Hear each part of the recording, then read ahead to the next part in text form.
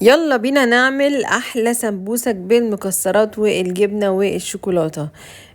عملنا كده ميكس حلو، قلنا بدل ما نعمل لحمة المفرومة والفراخ، دي حاجات احنا طبعا متعودين عليها. فالنهاردة قبل الفطار جت في دماغي اعمل كده ميكس للسمبوسك بس بأطعم مختلفة. فالحاجات اللي عندي طلعتها، فكان عندي شوية من اللوز على عين الجمل، فضربتهم في ايد الهون. طبعا ما كانش معايا الايد بتاعتها، فرحت عاملاها بالايد الخشب دي. تمام. وبعد كده هبتدي الناس بقى المبتدئة، بصوا بقى وانا بلف السمبوسك اول حاجة بعملها على شكل كده حلزوني، فبحط المكسرات، باخد اول شريطة بعدين احط المكسرات واروح لفاها وعاملة مية بالدقيق علشان تقفل معايا السمبوسك. وبعد كده هنعملها بطريقة المثلث، بتجيبي كده طرفها وبتتنيها زي المثلث زي ما انتم شايفين، وبعد كده بتحطي الحشو وتمشي مع الملف بتاع السمبوسك ده للناس اللي لسه مبتدئة وما بتعرفش تحشي السمبوسك. فهي طريقتها سهلة جدا، بتمشي مع الخط. وفي الاخر خالص بتحطي نقطة من الدقيق علشان تقفل معاكي. وده الجزء بتاعنا بتاع المكسرات. تاني جزء بقى معانا اللي هو الجبنة الحادقة على جبنة موتزاريلا. عملت ميكس كده مع بعضه، جبنة حادقة مع جبنة موتزاريلا. خلاص. وهنبتدي نحشيها برضو بالطريقة اللي هي اللي زي الرول كده. هنحط الجبن اهو ونروح لفينها، وفي الطرف بنحط المية والدقيق. طبعا هي دي طريقة مختلفة للحشو، وشايفة ان هي جديدة. ممكن يعني تتسحري بيها لان هي تبقى خفيفة من غير فراخ ومن غير لحمة. شايفاها لذيذة. خلاص. ودي طريقة برضو المثلث، بتعملي المثلث وبتحطي الجبن وبعد كده بتلفيها على الورقة، تمشي مع الورقة زي ما هي ماشية.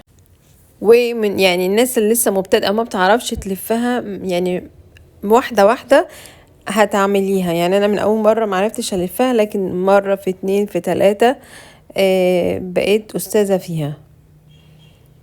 تمام. ادي ده حشو المكسرات وادي ده حشو الجبنة. هنيجي بقى للحشو التالت بتاعنا، وهو حشو الشوكولاتة.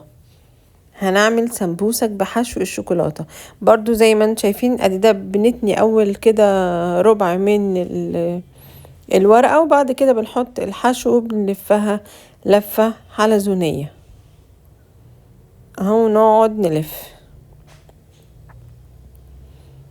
تمام. وفي طرف الحشو بتاعنا هنحط المية بالدقيق. سهلة جدا وما فيهاش اي حاجة خالص خالص. واحنا كده لسه فاطرين، ممكن بعد الفطار كده بساعة تاخديها كسناك. وممكن اللي هي اللي بالمكسرات تجيبي شوية عسل صغيرين على شوية مية صغيرين، مية دافية صغيرين، وترشيهم كده على السمبوسك اللي بالمكسرات. هتبقى حلوة جدا جدا جدا. بس انا ما عملتش كده، ما كانش عندي وقت، كان المدفع ضرب فاكلناها كده. يعني هي برضو طعمها حلو من غير ما بتحطي عليها عسل، اللي هي السمبوسك برضو اللي هي اللي بالمكسرات. يعني نوع واحد من السمبوسك عملت 3 انواع، شوكولاتة وجبنة ومكسرات.